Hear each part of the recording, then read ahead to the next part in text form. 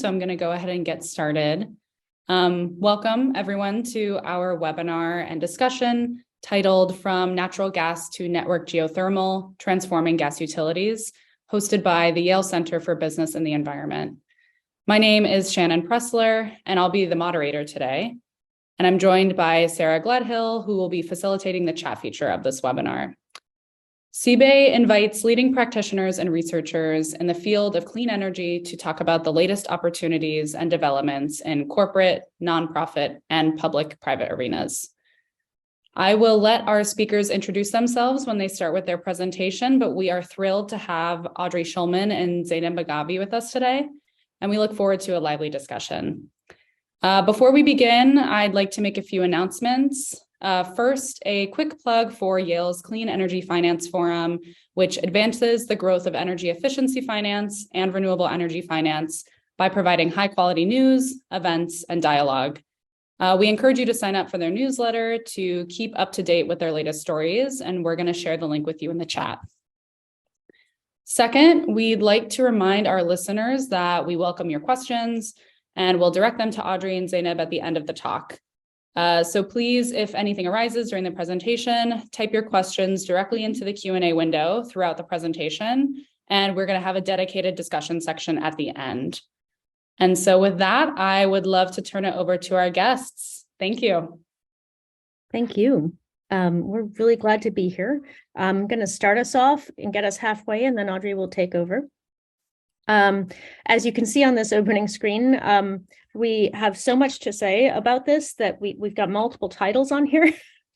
But what I really want to tell you first is that we believe that innovation is a driver of systems change, which is what we need, and therefore should be for the public good. So we are a nonprofit climate solutions incubator, and we accept no money from industry, gas, geo, whatever industry, and appreciate all of the funders, foundations, and donors who keep us going. So rooting a new energy system in common ground, the gas to geo electrification pathway. We're going to explain how this pathway is efficient, economic, equitable, and more. Next. And there we go. So partly because the way we are approaching driving change is important, I'm going to start with a couple of slides on that. In order to drive systems change, we deploy this on the screen, very simple process, which is in reality on the ground, incredibly complex and messy.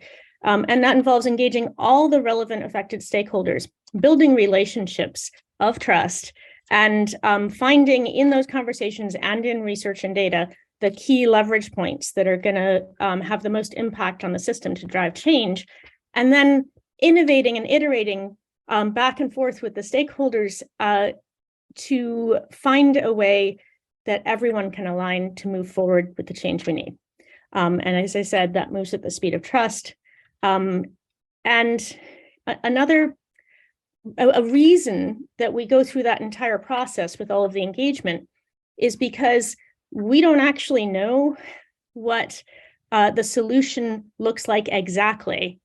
I mean, we have plenty of great technology, but we don't know exactly how we're going to get there because we haven't been there before. So we don't know what 2050 is going to look like. We have ideas of how we want it to look. And so having lots of different perspectives, lots of different parts of it and voices from it actually gives us a better chance of planning to get to the place we want to get. And so this is a visual way to understand that systems change requires everyone's perspective. And this is a much geekier way. Every once in a while, I'll go a little geekier to say the same thing, which is that this is just a representation of a bunch of different studies on relevant to the gas transition in Massachusetts and what aspects of the system they're covering to give you an idea that we have to think this way. We have to think and ask what part of the system are we looking at? Because we have to change the whole system and understand all of the impacts with every action. So HEET got started with this when Audrey mapped all of the gas leaks in Massachusetts from the investor-owned utilities. This caused a, a lot of engagement at the grassroots level. If you have a friendly neighborhood gas leak, you start to ask some questions, whether it's because you care about, emissions or trees or explosion.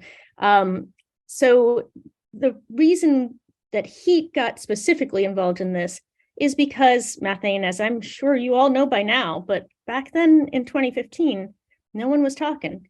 If CO2 is one blanket on the Earth, methane is 84 in the first 20 years. And while we all understand that scientific reality now, we are still measuring it incorrectly nationally. So, but not in New York. So this is basically why we went for it, because this was a giant systems change lever. If we can cut methane, we get a lot of impact fast, which is exactly what we need. So in the process of looking at gas leaks, we realized that there were new gas pipes going in everywhere. This is true in most of New England and any older city. Here, this is Massachusetts' next 5 years of gas pipe replacement. It's going to cost between $20 and $40 billion. And those pipes won't be used by the time, they will not be paid off, rather, by the time we have transitioned off gas according to our climate mandates for home heating. And so basically, we're digging stranded assets in the ground, and it's a slow-moving economic disaster. And along the way, a terrible tragedy happened in Massachusetts that could talk a long time about, but basically 8,000 homes had their gas system overpressurized, and there were 71 simultaneous house fires. Now, smaller incidents happen all the time, unfortunately, but this one was big enough that everyone actually started to pay attention to the gas system and the challenges. And that really started to tip things where we were. That's a terrible silver lining, but luckily it wasn't as bad as it could have been in terms of lives lost, because it was in the middle of the afternoon. But this also showed us a whole bunch of needs that were across the system. And so from conversations around that, from conversations with economists, from conversations with academics and everyone else, we kind of slowly drew out these core requirements that would allow everyone, including the gas utilities and the gas workers and people who didn't even necessarily believe in climate change, to think that this was a good idea. And of course, people took a look at this list and gave a good laugh because it looks awfully impossible. And we attempted to start to solve for it. So now I'm going to switch to geothermal, the solution that I'm sharing today for that problem, which geothermal is a word that has that means many technologies. We've just gone with saying it's a family. And so here is your geothermal technology menu. All the ones grayed out are not the ones we're talking about today.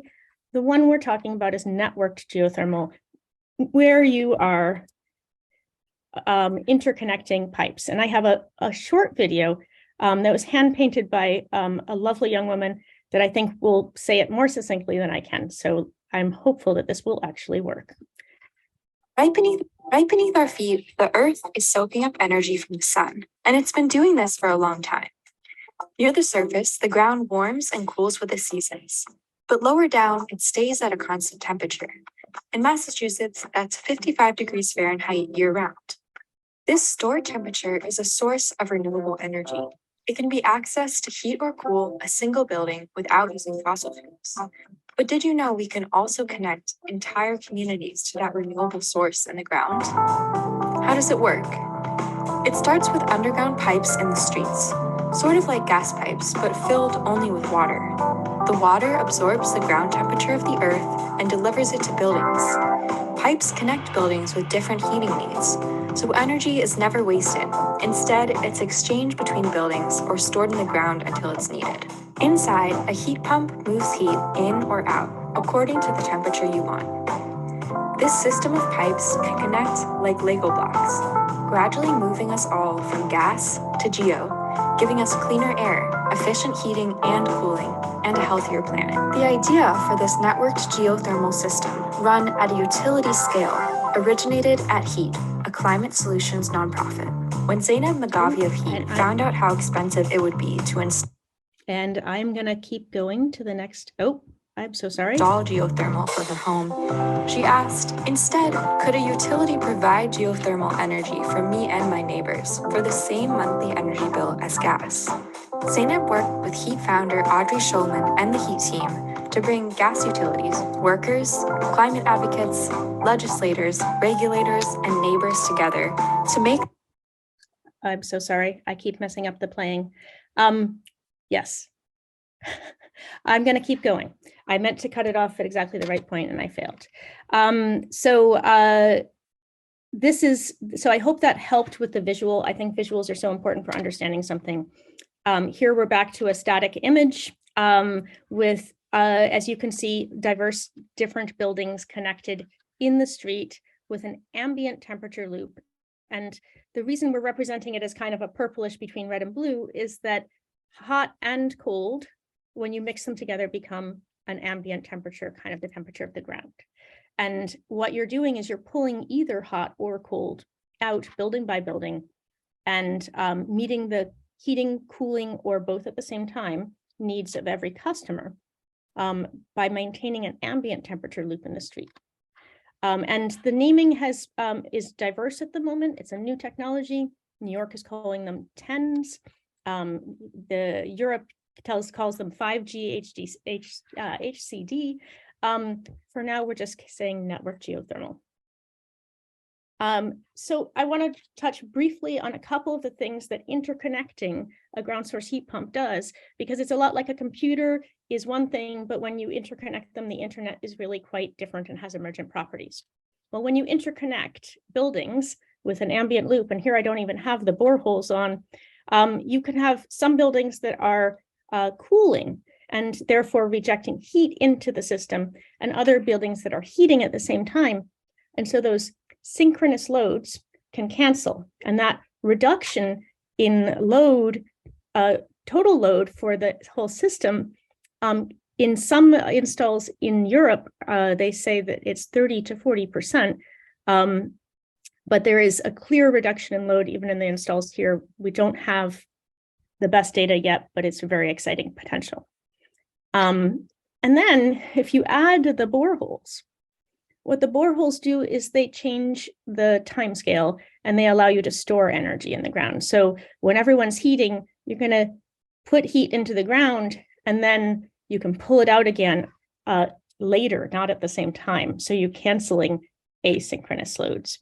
And that is super, super important. And we'll come back to it. But there's an element of energy storage, there's an element of energy sharing, and both of those increase the efficiencies of this system as opposed to a single install. So I'm going to shift right into what benefits and advantages emerge that get us that efficiency, economic validity, I guess, and equity. And this one is relevant to the equity part, because when you take a gas system that's fixed infrastructure and you begin to pluck individual buildings off to electrify, which, yes, we need to do, what you're doing is actually, if you keep going that way, you're going to have what the Germans call the last grandmother problem, with one, low-income customer holding the bill for the entire infrastructure, because your fixed infrastructure cost is having fewer and fewer customers covering it. So an approach that now is being called zonal electrification, this is what the gas to geo pathway has always been. It's the removal at a street by street level, so you can replace the gas infrastructure and you can make the two customer bases equivalent. They are thermal customers. If you do that, your customers stay with the utility, they just evolve to modern thermal, and the energy bills stay low as you transition off gas and go to geo. So this is played out in this E3 report for the Massachusetts gas utilities in two scenarios. The building by building, as you can see, ends up with that incredible energy burden spike for low-income customers. And the best outcome in their scenarios was the gas to geo transition. Now, that's part of the equity story. This is now the efficiency story. if you have the electric grid as a whole, we're just going to back way out to the entire country in a very general way. January to January, all building electric use for the US. You've got a summer peak. Now let's take all of the gas and oil fossil fuel use and let's switch it to electric with different technologies, with different efficiencies. And so if you do that, the seasonal energy storage that the fossil fuel system is providing for heating becomes a winter peak. And the efficiency of the technology used to do it determines just how high that winter peak is going to be. And so this just kind of visually illustrates the very scary Falcon curve and why we should focus on efficiency and consider that a really key aspect of our planning so that we don't have to build out 4 times the electric grid and still attempt to get it all renewable by 2050. So I think this is a key kind of system scale impact of going to the more efficient ground source and geothermal networks. Let's see. And this is a little bit of proof. The more data we get, the better. There's a fabulous installation in Colorado Mesa University that's been in the ground over 12 years, exactly the technology described. And they have this data from Xcel Energy that shows that even when they went from 800,000 square feet to 1,200,000 square feet, their electric load remained basically corralled, which is an extraordinary outcome. And that's pretty much what we need to electrify everything. I'm going to now pass it to Audrey, and thank you so much. Can't wait for your questions. Hi, everybody. I'm Audrey Schulman, and Zainab, click if you can. So one of the most important things, of course, is energy bills. And this is the sort of the utility of a utility in that it can, a gas utility, for instance, can install very expensive infrastructure in the ground and have all the customers pay for it over decades into the future, right? So if that's done with networked geothermal, as opposed to gas, then we explored that what would happen with Applied Economics Clinic, who did a economic, energy bill projection, where they found that gas, that networked geothermal would be much less expensive than gas. And that's because, normally in your gas bill, about 50% of the bill on average is for gas itself, for the fuel. And so if you're going to networked geothermal, of course, you wouldn't be using gas anymore. And that fuel would be replaced with just a minimal amount of electricity because it's such an extraordinarily efficient system. And so that's why we get these very low projected heating bills for networked geothermal. And of course, I'd just like to say Applied Economics Clinic is not a regulator. So regulators would be making these decisions in the end. Next. Also, the emissions reductions would be quite large. So, it would depend on the electric grid fuel mix. Here in Massachusetts, we had Burrow-Happold Engineering do a projection showing that for any building connected to the networked geothermal system as opposed to gas, they would reduce their emissions 60% immediately. And those emissions would continue to reduce into the future as we source more of our electricity from renewables. Next.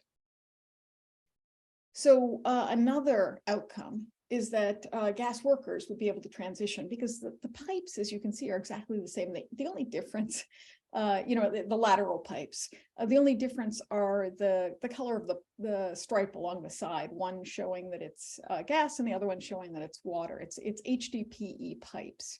And so the gas workers who do the operations and maintenance are already certified to be able to operate and maintain this new system. Next. And so partly because of this, we already have regulator approved installations by gas utilities. So Eversource is currently, starting to install, I guess, its system. They've selected a site. It's in Framingham, Massachusetts, a middle-class town in Massachusetts. There's a fire station, a school, or part of a school, a few businesses, and I think over 40 homes, including a variety of multi-unit low-income buildings. The test boreholes are already completed, and they will be installing, the system will be active sometime in the mid or later summer. And National Grid has 4 installations approved. And the first site is selected. It'll be in Lowell. And what's really exciting about National Grid's installation is that they're going to take all the electric appliances out of the buildings and all the gas appliances out of the building and replace them with electric appliances. So this is a gas utility electrifying buildings, which is just thrilling to me. Next. So there's progress also in other states. In Washington, D.C., there's a 4 million installation that's been approved by the Department of Energy and Environment. In Maryland, there's proposed legislation and probably a feasibility study with the gas utility there. In Minnesota, there's a law allowing gas utilities to begin to innovate. In New York's probably the most exciting. It's had a law that passed in just, I believe, 3 months, nearly unanimously, allowing all utilities to become thermal utilities. And the way that happened is because it had the incredible trifecta of utilities, unions, and advocates all pushing for it. So it's somewhat thrilling. In Philadelphia, there's a large feasibility study that's been approved. In Oregon, there's been a feasibility study. In Vermont, there's not only installations requested, but there's also some legislation that's been proposed. Next.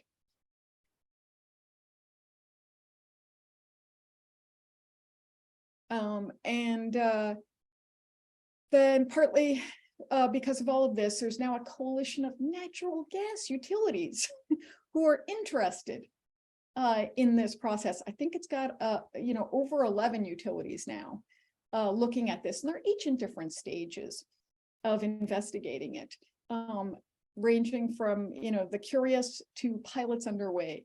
But it's just amazing to me to be able to go that far this quickly in just a few years. Next, there's another coalition which is with advocates. Sorry, Zainab, next. There's another coalition of advocates across the country too, pushing for this. And they'll be pushing for legislation, feasibility studies, all sorts of things to help us try this out in all sorts of different climates, and other differences regionally. Next one. So how could this possibly be done? So the first installation should be allowed either through legislation or regulation, allowing some sort of pilots. And we don't think of them as pilots because this sort of systems have been installed in college campuses and other places across the country. So the system, the technology is known and understood, right? But so we call them demonstration installations instead of pilots. But anyway, using regulatory language, they're called pilots. And so on that first street where you install them in an area, you would back up the gas infrastructure, install the system, and then, potentially, if people are nervous, or the regulators are, or the gas utilities, you could potentially have a gas backup heating system that's supplementary, only there for in case of emergencies. And I consider that sort of a gas binky or gas pacifier because it just keeps everybody calm, but you don't actually really need it. Next. And during this phase, this policy phase, you would want to maximize learning and trust, right? And so here in Massachusetts, the way we're doing that is HEET has assembled a research team, including 2 different national labs, and MIT and others. And back up.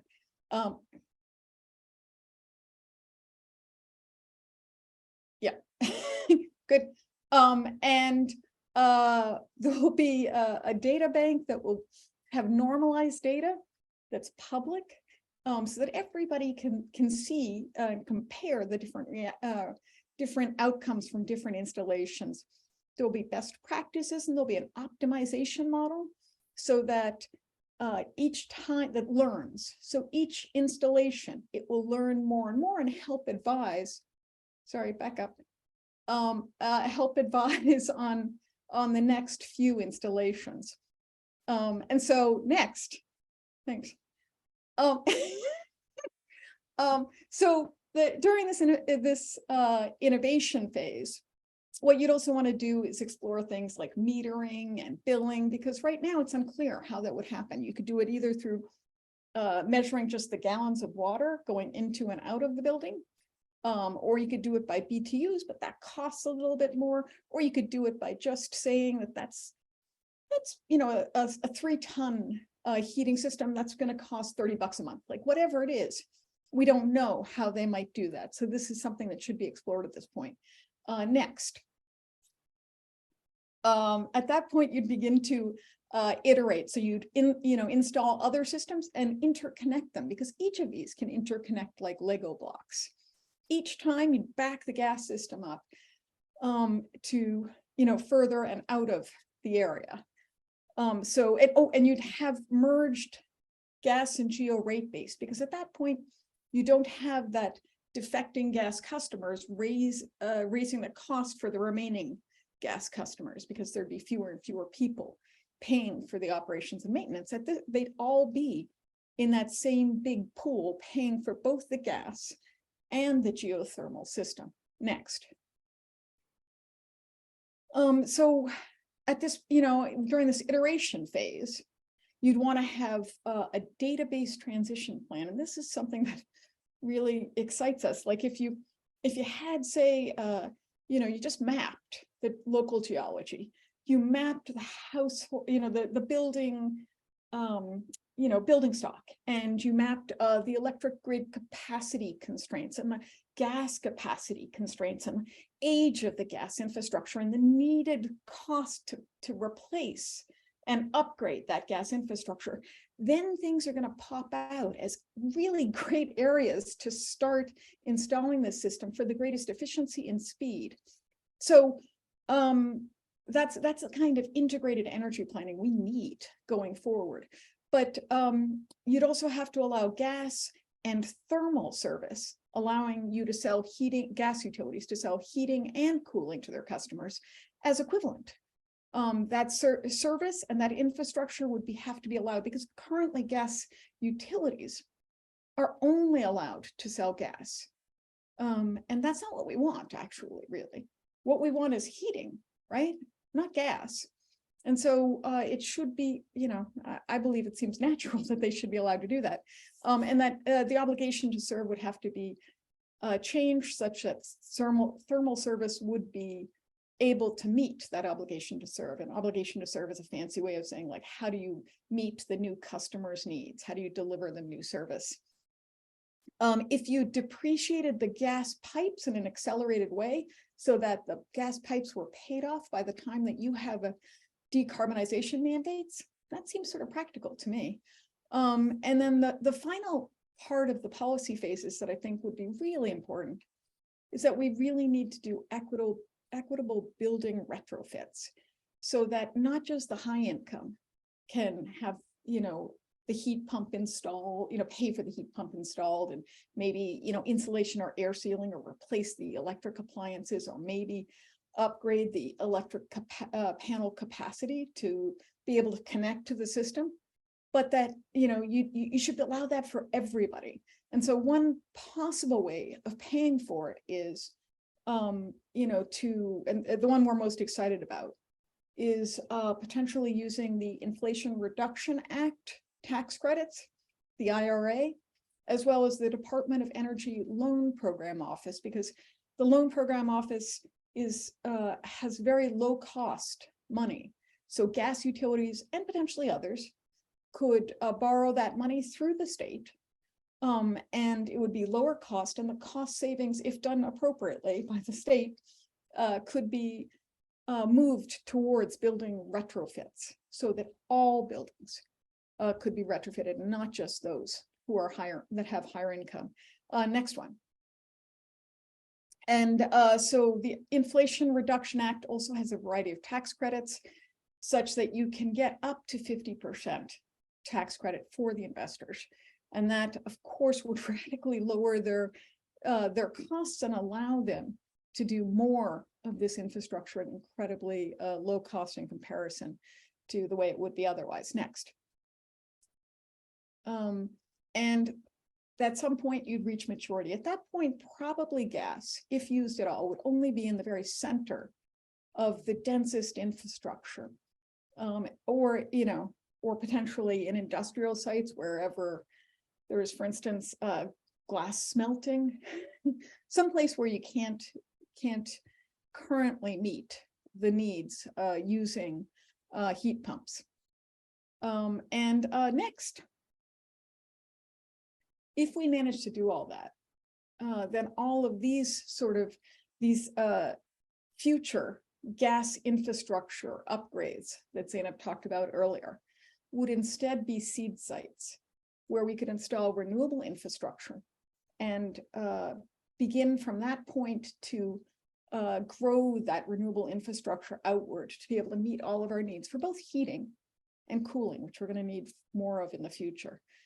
That's our sort of vision of the future. And I'd like to point out that everything we shared here is is open for use. You just should reattribute it back to us. We believe in Creative Commons because we think the only way we're going to be able to meet the needs of climate change effectively is if we all share information as widely as possible. Thank you. Thank you so much to both of you. That was a really interesting presentation. We've gotten a lot of great questions in the chat and certainly keep them coming as we start our discussion. But first, somebody in the chat wanted to, just for clarification, see if you folks could explain the load sharing and equalization between heating and cooling again, just at a high level so that everybody's on the same page. Sure. So the first part to understand with it is that in any given place, not everybody is using only heating or only cooling. A lot of larger office buildings actually simultaneously heat and cool in different zones. And many specialty, a supermarket is cooling a lot of stuff. A data center is producing a tremendous amount of heat. And when you start to look around most, settled areas that are not rural, but most settled areas, you have a diversity of heating and cooling or thermal sources and sinks. And when you interconnect them with this large ambient pipe, ambient being somewhere between 40 and 90 degrees, just to give you a sense of the temperature range that's considered ambient. Basically, it means that the temperature is centered around the average annual temperature of the ground, which in Massachusetts is 55 degrees. Then the moving water can carry the temperature from one building that one building doesn't want. So it's taking heat out of it, and therefore it's moving a colder water back into it. So the supply loop to the building that's taking heat is going to be a return loop that's colder than when it went in. And then that colder temperature, if the next building happens to be cooling, that colder temperature will be pulled out and the return will be warmer. And if you measure the temperature before and after these two buildings, it might be exactly the same. And that's what we mean by that load simultaneous or synchronous load canceling, is when one building's heating and one building's cooling, those two can basically serve each other without having to draw from any energy source aside from each other. And I'll just add quickly for people who, one way of thinking about it is, for instance, an ice rink. It pulls enough cooling off the system constantly to supply all the heat needed to 50 homes in this area all the way through the year. And so clearly there aren't ice rinks everywhere, but there are, offices that pull cooling all the way through the year, data centers, supermarkets, et cetera. So just to share that info. Go ahead. Yep. And then for the asynchronous, or is that the next part, which is just quickly. So because the ground source heat pumps, like the closed loop vertical boreholes, which are about, say, in the 100 to 1,000 feet deep, they're about 6 inches wide. They don't actually cause many problems at all. They basically are moving temperature into the bedrock and then pulling temperature back out of the bedrock. And when you have a system like this that's designed in an interconnected way and managed by a thermal management utility, you can choose to store more heat in one zone or in all of the bedrock and then pull it out a month or two later. You're going to have losses as thermal temperature dissipates, but bedrock is actually a remarkably good and definitely the largest and cheapest thermal battery. So I hope that helps. Wonderful. And just taking a step back, I think some folks are interested in hearing about what kind of existing conditions, capacities, and resources made this initiative in this place a good idea, and what sort of the secret ingredients for momentum have been. So that's more of the social change that's being asked, or I think it can be inclusive of the social change, the presence of an organization like HEET, the kind of partnerships and resources that exist. It can be pretty across the board. So one of the things that's been effective is having HEET, push this, because we're a nonprofit. Many people trust nonprofits, and because we don't take funding from, as Zainab said in the beginning of this, from any industry, we're able to hopefully maintain that trust. And we work really hard to be data-based, and we have a variety of peer-reviewed science papers to make sure that we're always talking in the safe space of science. And we happily agree constantly to disagree at certain points, so that people on all sides of the issue hopefully continue to trust us. And I'll pass it to Zainab in a second, but I just do want to say one thing. One of the stakeholder meetings we had, for instance, to give you an idea of the width of the stakeholders that we work with, had somebody who had done a 30-day hunger strike against gas peaker plants, as well as gas utility executives. This was all in the same meeting. Gas labor leaders, and the person who came up with the phrase, gas is the clean bridge fuel, or clean bridge, yeah, I think that's the right phrase, right? So all of those people in the same meeting without fisticuffs is how we managed to do our work. And we surface the questions and the potential problems, and then have everybody all together help solve for them. And we iterate constantly, as Zainab said in the beginning, again, of the presentation. Go ahead, Zainab. And just in case the question was towards more of what is the kind of locational or technology threshold. We have done a full feasibility analysis for the state of Massachusetts. We really hope there will be more, and New York has done a number of smaller feasibility studies. What we found is that the relationship of energy use density and the distance between the buildings that works cost effectively for the gas system is remarkably close to the one that works cost effectively for this. We don't have enough installs in the ground and data to be really very specific, but that ratio seems to hold.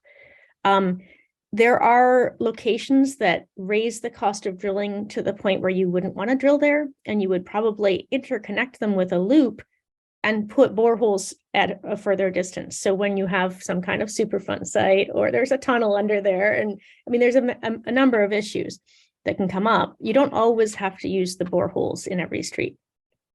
And then the other part is part of the reason this is a powerful idea is because it is for old, I'm just going to say crappy New England homes. Like, we have a lot of infrastructure buildings that need a lot of work. And this can work for any of them as long as we move past steam distribution systems in the buildings. So as you can use this with hot water distribution, it's actually a very efficient way. You can use it for any forced hot air distribution. Again, if you have steam, not yet, can't do it. You have to change your HVAC system. But there's a bunch of new technologies coming out to make that change a little lower cost and easier. And sorry, we just always add on top of one another, so sorry. And in terms of where the system could work, not only New England. I mean, there's already, there's a large installation called Whisper Valley in Texas. There's a big installation in British Columbia. There's installations all over the place, and they work in a variety of climate zones and different terrains and geologies. You spoke a bit about the long-term cost savings potential of these systems, specifically when you take fuel out of the equation. I think some folks are wondering what sort of the near and midterm costs and cost savings look like, both facing the utilities and facing the customers. And I think specifically, folks are wondering about who is responsible for getting heat pumps and other electric appliances in these households and how are they financed? Zainab, you want to start this one? Okay. Or I can, whatever you want. There's go ahead. Okay. So the installation, the actual cost of the installation would be more expensive than with gas infrastructure, because you not only have that that pipe, running horizontally underneath the street that you would normally put gas through, but you would also have the boreholes, right? So it's going to be a little bit more expensive. But if amortized in the way that the gas infrastructure is done, then the energy bills in the end would be less expensive. And that actually is the most amazing, perfect system, because that means gas utilities are happy, because their profit actually comes from capital expenditures like infrastructure. It does not come from selling fuel. And it also makes the customers happy, because their customer energy bills go down. And so it's the perfect potential future. Zainab, do you want to cover the second part? I will need to know what the second part is. I'm answering questions in the chat and got distracted. Oh, okay. So I'll blather then while you do that. So in terms of the building retrofits, that's a really critical part that I think we have to address. And that's what I was trying to address in terms of partly what would happen in that, I think that iteration phase, where if you potentially got funding from the from the Department of Energy's loan program office, you'd be able to get you being the gas utility or district energy system or whatever, would be able to get the money at a lower cost and then redirect, especially if the state requires it, redirect that cost savings towards the customer building retrofits.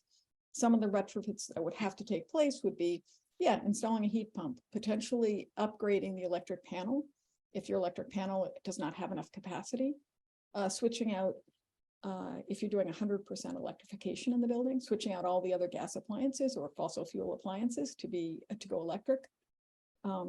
That is one potential way to be. We did a fast analysis with an economist here in Massachusetts and found that sort of system of using the lower cost Department of Energy loan program office's money would result in approximately $16,000 per unit in Massachusetts if done this way. And that's a back of the envelope, it would constantly need to be updated analysis, but it begins to give you an idea of how much money there might be. Absolutely. Shifting over a bit to the design and maintenance of the geothermal networks, both for the pilots that are currently in process and also thinking about how this will be scaled over time. Are the utilities planning on hiring expert subcontractors, or are they trying to do some of this work or all of this work in-house? So they are currently very much hiring subcontractors. They have minimal expertise and are wise enough to know that in terms of actually installing geothermal. So, but they are actually quite excited. There's MOUs between the Gas Utilities of Massachusetts and their labor force for regarding both shadowing and some participation in aspects like opening up the street and the horizontal piping and other aspects that are a clear parallel. So when you start to break down the project into pieces, while the gas utility has not yet purchased a drill, they are and are subcontracting the project, they are very much beginning to map their workforce to the work that needs to be done. Wonderful. And thinking about the transition of labor aspect of these kind of projects, I think some folks are wondering how you've been working with utilities and potentially labor groups to kind of ensure that these jobs are retained and there is a just transition, both in the short term and thinking about the potential for, if these projects are highly successful, where the industry could go broadly. And I feel like I've been hogging, so go ahead. No, go ahead. I keep trying to answer all. There's so many questions in the chat, and I totally want to answer all of them for people. Okay. So go ahead. All right. So in terms of, we've been working really well with labor. The pipe fitters nationally support the concept of going to networked geothermal, what they call thermal energy networks, in Massachusetts, the steelworkers, the leaders of the steelworkers union also, which is the gas union here, also are supportive. And there would have to be so many jobs created to be able to really enact this on a national scale.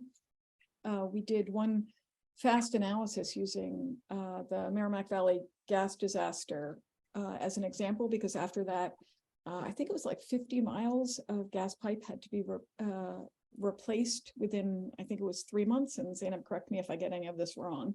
And so using the number of people working on that, we began to look at the numbers we would need. And there would be I think it was, and I am ballparking it, I think it was like 5,000 workers just for Massachusetts for 30 years, just to replace the gas infrastructure. So that's not talking about in the buildings, all the retrofits. That's not talking about the boreholes. It would be an enormous undertaking, which would supply more jobs than we could ever imagine. So I see that there's some questions about the electric grid electrification and air source heat pumps, and I think it would be nice to address those. Is that all right? Okay, so first of all, I just want to be super clear that we have so much to cover. We don't talk about everything, but air source heat pumps are a wonderful way to electrify. And actually, Audrey has one. But what we're trying to do is give us enough tools to electrify home heating fast enough, make it accessible to everyone in terms of monthly cost and in terms of upfront cost, which is what the utility model does, and make it minimize the impact on the electric grid in order to allow us to go faster at a lower cost. So we have nothing against air source heat pumps. They're fabulous. I'm sure you've heard many talks about them. It makes sense for us to share the network geothermal. Where it's more challenging for air source heat pumps, denser or urban areas with little land available and outside space. And also, that comes back to the electric grid question to tie that in. So it is fundamentally true that if we electrify everything, transportation, buildings, et cetera, that we need to upgrade our electric grid. In truth, some places we need to upgrade our electric grid now before we electrify anything. And so that's a big push of the Biden administration and others. It's understood. The question is, it's expensive and it takes time. And so how much? And so the less we have to spend on the electric grid, this is where that integrated planning comes in. The less we have to spend on the electric grid and can simultaneously cover in our heating electrification by minimizing the electric grid impacts through a use of a more efficient technology. That's what we're trying to do. We're trying to have this really integrated pathway forward that's concrete, that gives us the best shot. Because honestly, the data right now, we're not getting there right now. Thank you. Audrey, do you have anything to add to that? I think the more we lower our electric peak, the electric peaks are the most expensive and the dirtiest, right? So the more we lower those peaks, the more we allow ourselves to not only move towards renewables faster, because we'd have to get less of them, but it'll cost less money. And, we won't have those peaker plants for those horrible peaks. And so because this system is the most efficient system known, that it will lower those peaks quite considerably in comparison to any other method, but all methods will be needed. Thank you. These next couple questions are more focused on the community engagement efforts. And I know that HEET has done a lot of connecting with the community about these pilot projects. And so I think we're wondering on both sides of the coin, on one hand, what are some of the most impactful ideas or questions or levels of acceptance that you've gotten from communities that have really shaped how you approach the work? And what are some situations where you received really significant pushback, and how did you overcome that? Want to go, Audrey? You can start, or go ahead. I don't know. I was thinking, so we've gotten pushback on all sorts of different things. And the way we deal with pushback is we listen hard to what people have to say and make sure to think it through and respond in a data-based way. And we learn from other people's problems.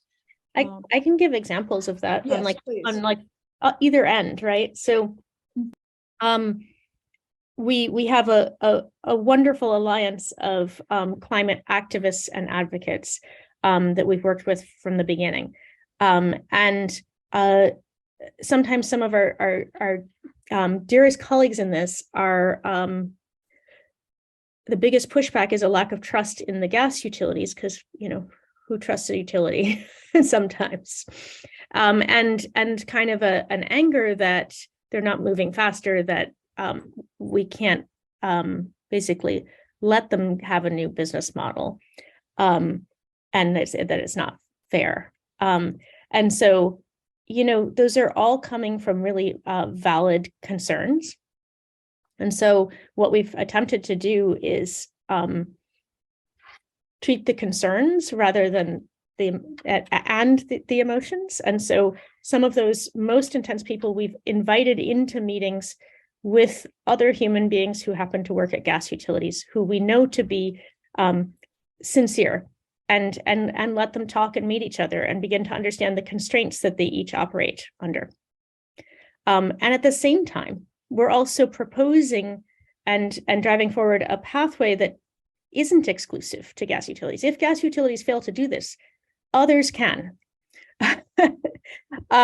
But giving them a chance to just leverages the most in terms of economics for the public and equity of access. And that's why we're doing it, but it's not an exclusive gift. So then on the far other end with the gas industry, gosh, we've had some interesting conversations. And there's a lot of hurt about the environmentalists thinking they're bad guys.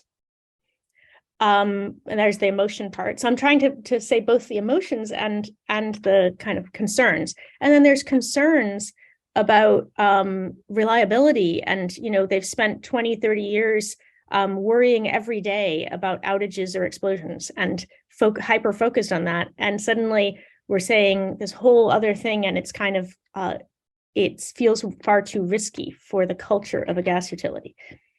And so stepping through and using, kind of addressing those questions piece by piece has actually made our approach stronger, and both sides. So I hope that's a little long-winded answer, but I think it's really important. And that kind of community engagement led to the very first search for a site by Eversource Gas actually ended up almost, I would say, politically uncomfortable for them because they had so many key municipalities vying for the choice, and they had to make a choice because they only had permission for one. And they had one lovely city, Worcester, there were 14 letters of support from various legislators, federal, state, that they'd assembled to back them, and they weren't the ones that got it.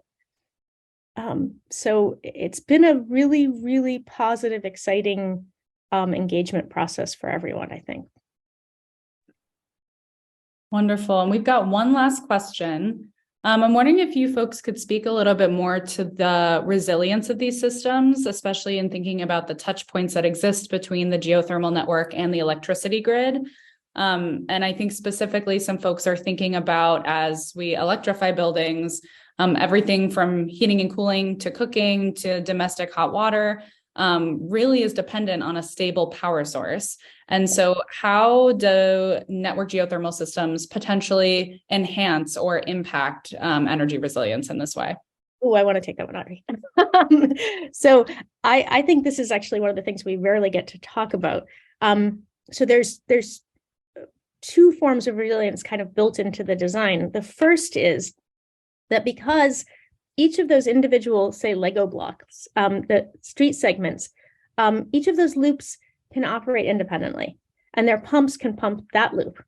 And then they're interconnected, which means that if, say, a pump goes down, and this has happened in an install in Colorado, a pump in one loop goes down, the other loop that's adjacent and connected, you open up the connection, you ramp up those pumps, and they can cover that loop. And so there's this fabulous built-in resilience to the scale of the system where you can both kind of island the entire system, but you can also have central backup for the entire system if something's going very wrong somewhere. Maybe there's a massive flood or a hurricane, I don't know. And so there's that aspect. That's the centralized and decentralized combo that creates resilience. So you don't have the same single pipe failure issue. But there's also, because of that islanding, if you build these with electric storage on the pumping systems and on the heat pumps, you can actually have the heating system keep going even in a power outage. And I think that's a brilliant thing to do. Like if we, as we evolve our electric grid, create almost small microgrids that are for essentials that cover the heating system and other key parts, that would be really smart. And then the final thing I'm going to throw out there is the biggest issue for resilience in the electric grid is the fact we still put our wires up in the air and then wait for the wind to blow them over. And a lot of people don't do this, but the cost is high. So if we're opening up the street, and we're literally opening up the street anyway for lead pipe water, whatever, lead in water pipes, for gas pipe replacement, if we coordinate and we open up the street once, it gets rid of the majority of the cost of undergrounding our electric grid, and we could actually have a really modern energy system.